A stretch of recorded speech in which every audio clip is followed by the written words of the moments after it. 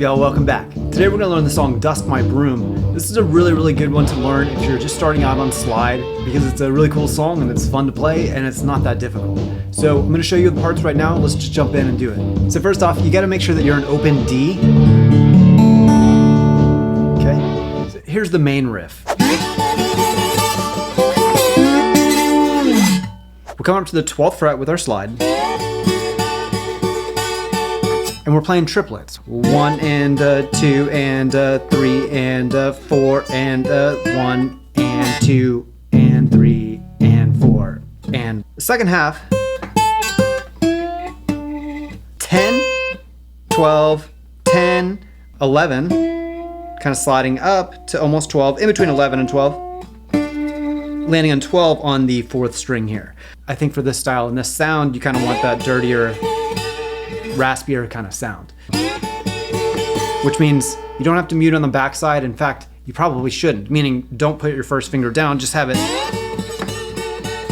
The only thing touching is the actual slide. Might be a little easier way to play it if you're just starting off. And instead of doing this 10, 12, 10 on the 1st and 2nd strings, what I like to do is actually come up to the 15th fret and then go 15, 15, 15. So that's easier to do. Sometimes you can leave off that very last note, so that'd be like a... just kind of end on that. So, bum, bum, bum, bum. Okay, and then sometimes you can end it, bum, bum, bum, bum, bum. There's just two little options that you can do. So a lot of people don't play this part, but I'm pretty positive that Elmore James is also keeping in the shuffle with the thumb.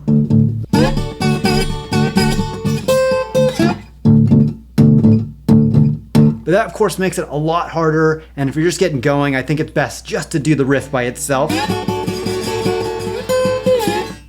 And then come back to the shuffle afterwards. So that's the main riff. After you get into the riff, it's basically just piecing that riff into a shuffle of the 12-bar blues pattern. So let's go through the shuffle real quick. It's just this. So we're just going open. So since we're in open D, we're just playing open, the 2 open low strings, and then alternating the 2nd fret on the 5th string. So going, this is how you do the shuffle and the open tuning, okay? And then when it gets to the 4 chord, you're gonna come up here, bar the 5th fret across, and go 5 to 7 on the 5th string. Okay, same thing on the 5 chord, we're up here. Okay, now the turnaround. So the turnaround, we just start on the 3rd fret of the 5th string and we descend down all the way to open, but we're alternating between the open highest string as well. So going 1 and 2 and 3 and 1, and then slide up here to the 7th position. All right, finally there's a solo section, and let's go over those notes now.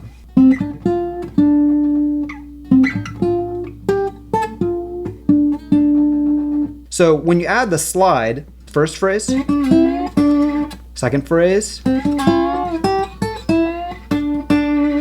okay, right after you play that, you can hold or go back to the shuffle, okay? The second time, he's gonna play over the 4 chord, but he's actually playing the same notes.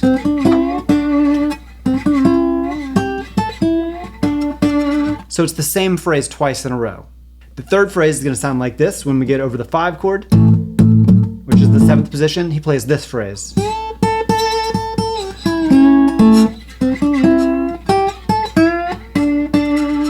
Okay, and then back to the original phrase, then a turnaround.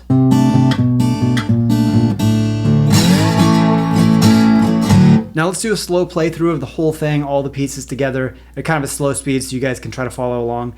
But before I play it, I want to explain one thing. The first time through, he just plays the riff, the first 4 bars, and back to the shuffle. And then when he repeats the whole chorus, the whole 12 bars repeats again, he's gonna start singing, and he's just gonna start doing the shuffle with a fast change.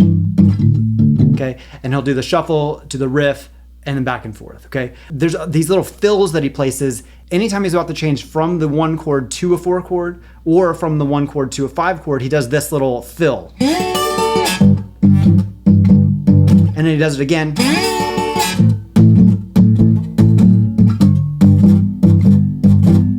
Okay, there's that little piece in there as well. Let's just do the slow playthrough and then you guys will be able to follow along.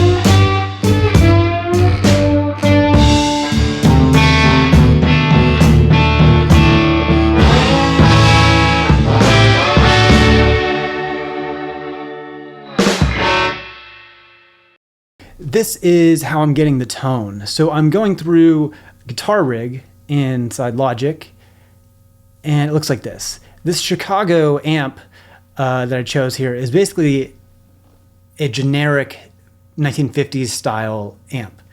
I've got the tone turned all the way up so it's bright. This is what it sounds like. And then if I turn that down, you can hear that it's a lot darker sounding. Wanted to get that brightness that you can hear in his recordings. Also added some vintage reverb, some spring reverb right here. Sounds like that. Without the spring reverb, it sounds like this. It's got a little bit of kind of room sound, but not. There's that spring reverb back on. Okay. And then we've got this, basically this is just kind of a room sound emulation with a cabinet emulation as well. It's matching with the Chicago amp up here. And then just a little bit of EQ. I'm boosting a little bit of the lows and I'm cutting a little bit of the highs here at 2K.